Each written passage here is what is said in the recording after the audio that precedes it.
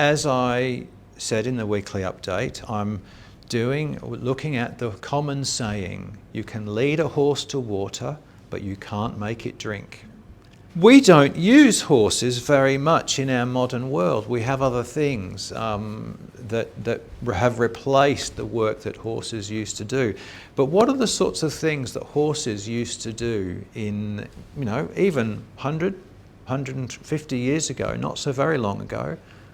What did we use horses for?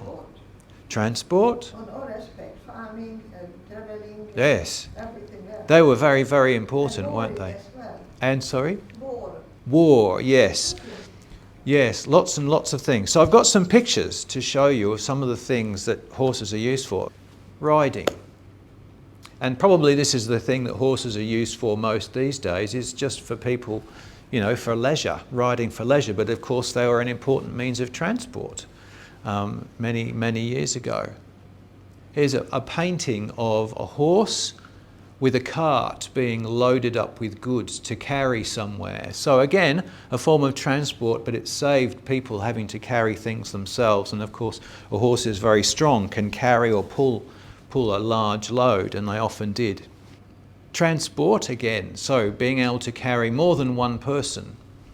Ploughing a field. A soldier. Now this soldier is on guard, as you can see. But I couldn't find any photos of horses pulling chariots. So this is my horses pulling chariots, and the idea that horses were used in war. The children of Israel, as they are leaving the land of Egypt, they leave the homes that they had, and they walk towards the Red Sea. But of course, Pharaoh changes his mind and says he's not going to let them go. And he brings with him an army of horsemen and chariots. The scene of being just a band of people, and you see in the distance this great army and these horses and chariots coming after you, would be quite a fearsome sight, I think. So I wonder if you can think of any other passages in the Bible that have horses in them. The 4 horses. The 4 horses? Yes, Do you know where it is? in the last book. The last book of Revelation, that's right. The 4 horsemen of the apocalypse, they're known as. Sorry, what was that? Sunday? Palm Sunday, yes. Yes, the Lord rode into Jerusalem, didn't he? Not on a horse, but on a donkey's colt. Yeah, it's very similar sort of an animal, that's right. And the other thing too is in the Old Testament, in the minor prophets, in the book of Zechariah, there's a couple of visions very similar to the Revelation vision with the horses, the different coloured horses. So they're mentioned quite a number of times in the Bible. But I wonder if you can think of any other stories from outside the Bible where horses are also used. The Trojan horse. The Trojan horse, yes. Yes, so a big horse that was built to pretend to be like a tribute, but they hid soldiers inside it. So this is the winged horse. What's the name of the winged horse? Pegasus. Pegasus, that's right. The winged horse of Greek mythology. The Trojan horse. Someone's made a model Trojan horse. There you go. And the last one I find really interesting. Has anybody seen Gulliver's Travels? Or perhaps read the book? It was made into a short mini-series on the television with Ted Danson, and this is a photo from that in the 1990s. And of course, Gulliver goes on all of these travels and meets all of these people, little people, he meets giants, and he meets this tribe they're called the Huinim. These are talking horses, and they're intelligent horses, and there's it's an interesting relationship he has with these horses, because they're trying to work out whether he is what they call a Yahoo. And the Yahoo are a tribe of people who are completely disordered. They do all sorts of ridiculous things. And they're trying to work out whether he is a Yahoo, and he's trying to convince them that he's actually more like a Huinim. the reason I find it so interesting is it's so like the way Swedenborg writes about horses. He talks about them as representing the intellect, the understanding.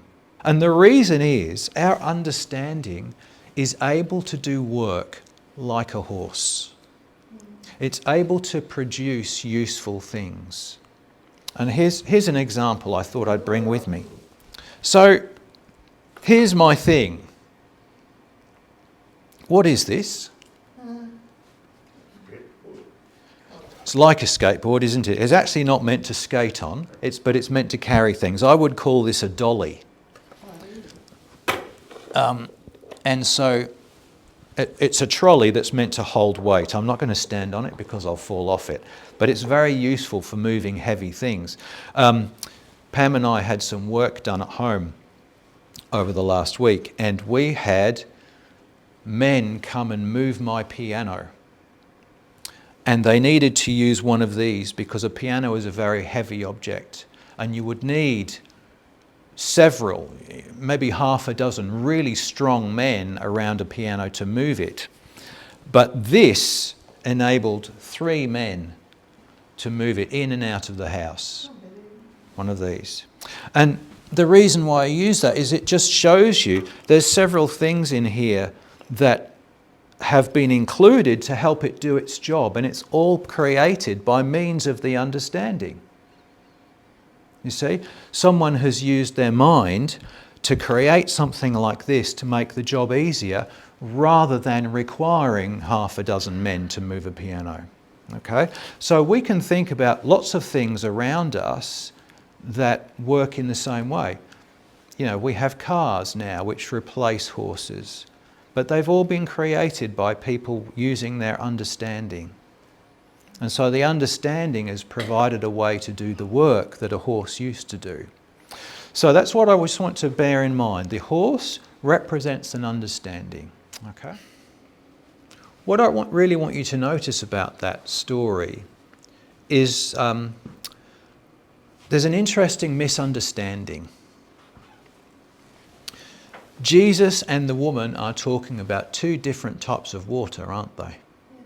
And the woman imagines that the water Jesus is speaking of, if she were to drink that, she'll never have to go to the well to draw any water out again. In fact, the next verse that I didn't read is this statement that she makes. Can I have this water that you're talking about, and then I won't ever have to come back to the well. My life will be much easier because I don't have to draw water. What is the water that Jesus is talking about? His teachings. His teachings. It's truth. What I want to say about that is, when we talk about the water that leads to eternal life, when we're talking about the truth, I want to be very particular about how we understand it. When we talk about eternal life, we perhaps think about it in the same way as the woman thought about this everlasting water. Okay? So we talk about the idea of heaven. You go to heaven and you live forever in heaven, yes? This is the same way of understanding eternal life as the woman with the everlasting water, something that never runs out. Now, I do believe that when we go to heaven, we will live forever. But I think there's something very important here to learn. We're talking about truth on a very particular level. It's not a natural level of truth. It's a heavenly level of truth, a level of truth that is to do with eternity.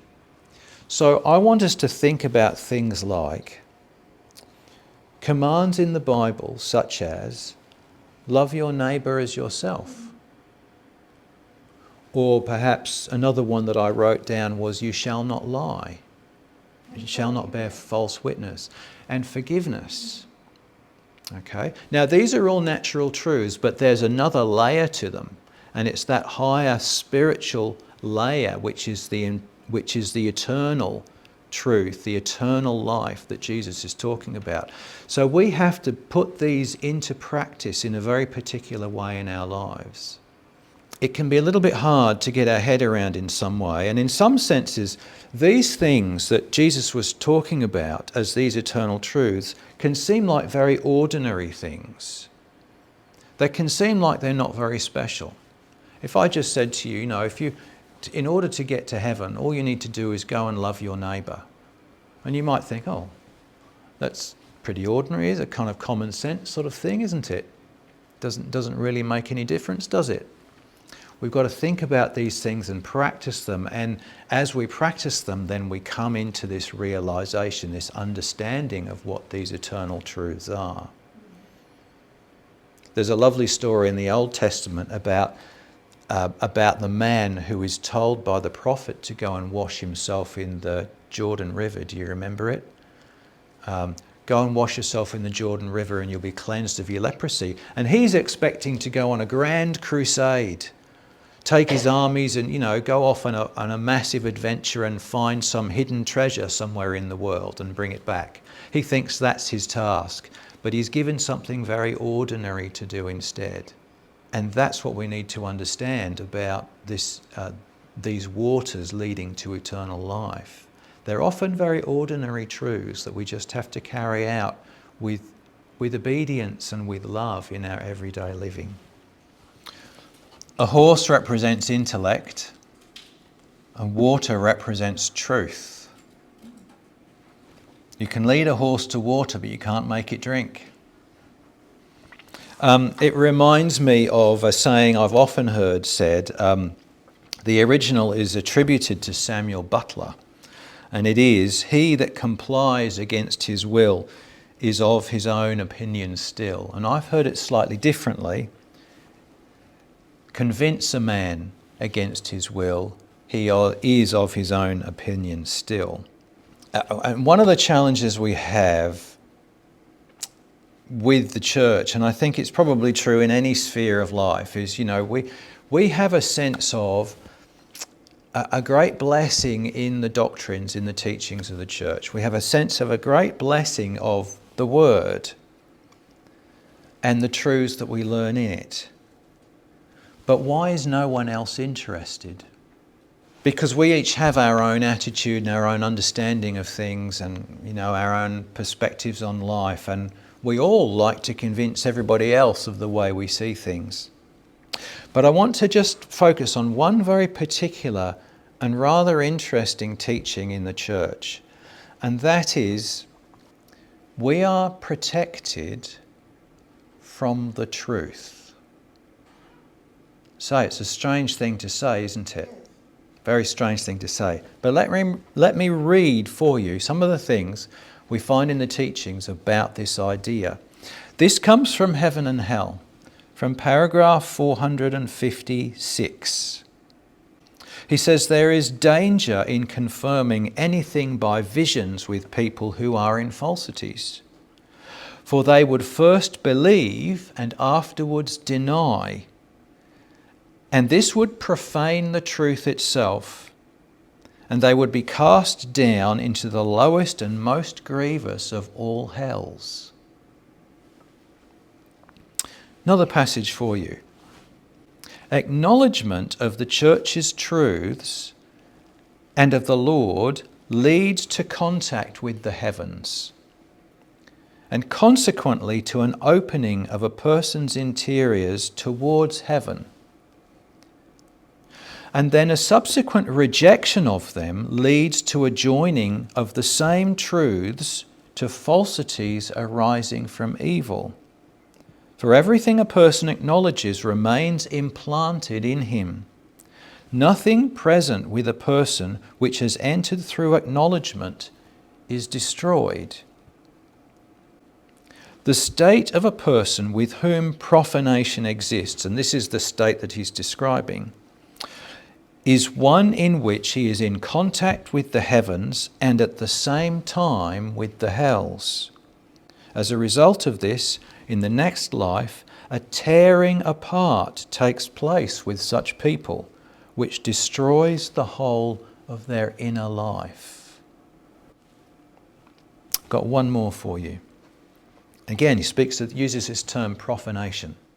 With regard to the profanation of truth, the position is that divine truth cannot possibly be profaned except by those who have already acknowledged it. For these people have first of all, through acknowledgement and faith, come to the truth, and so have been introduced into it.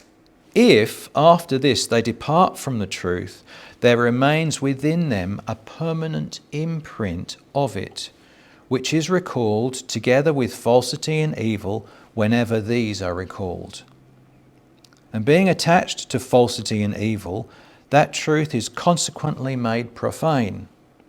People, therefore, with whom this happens have within them permanently that which is condemning, and so the hell which is their own. Indeed, when those in hell draw near a sphere where good and truth are present, they instantly experience their own hell. For they run into that which they hate, and as a consequence into torment. People, therefore, who have profaned truth dwell permanently with that which torments them. This being so, the Lord made the greatest provision to prevent divine good and truth being profaned. He does so especially with anyone who is such that he cannot help profaning them, by keeping him as far back as possible from acknowledgement of and faith in truth and good. For as has been stated, no one is able to profane them except him who has already acknowledged and come to believe them. The Lord protects us from the truth. In other words, He makes sure that when we come to acknowledge the truth, we are able to adhere to it for the rest of our lives. I don't mean a superficial acknowledgement. I don't mean it's something that you just merely learn and have a memory knowledge of. It's something that you actually apply. You see its relevance to your life. You see its benefit. And then if you were to turn away from it, there would be this, as he describes, this tearing of your inner being, a destruction that would take place. We've got several passages in the Bible that speak about this idea. In Matthew's Gospel, chapter 13, hearing you will hear and shall not understand, and seeing you will see and not perceive. For the hearts of this people have grown dull, their ears are hard of hearing, and their eyes they have closed, lest they should see with their eyes and hear with their ears, lest they should understand with their hearts and turn so that I should heal them. And again, also quoted in Matthew, also from Isaiah, a bruised reed he will not break, and a smoking flax he will not quench. He will bring forth justice for truth. These are all speaking about this idea that the Lord protects us from the truth until we are at the point where we are able truly to accept it and implement it in our lives throughout the rest of our lives. You know, we have built within us a willful inertia. We see the world with the way that we see it, the way we want to see it. And it's only when that state of inertia is changed that we're able to open ourselves up to see a new truth, a better understanding of the world, and one that we can move forward into. Because if we could see that before its time, we would not be in a good spiritual state. So it can be so frustrating for us when we are speaking to others about truths and we see something that is so terribly valuable and they are unable to accept it. They cast it aside. But the reason we have to realize is the Lord is active in their lives, protecting them from something that they would not be able to see. They would not be able to live out the full experience of the full implications. And we too can get stuck in states we're unable to move out of until there's an internal shift that enables us to open up our hearts and minds to the teachings of the Lord. So you can lead a horse to water, but you cannot make it drink. And there's a very good reason for that, and that's what we have to bear in mind. As frustrating sometimes as that truth is, there's a reason behind it. And the Lord is in that situation.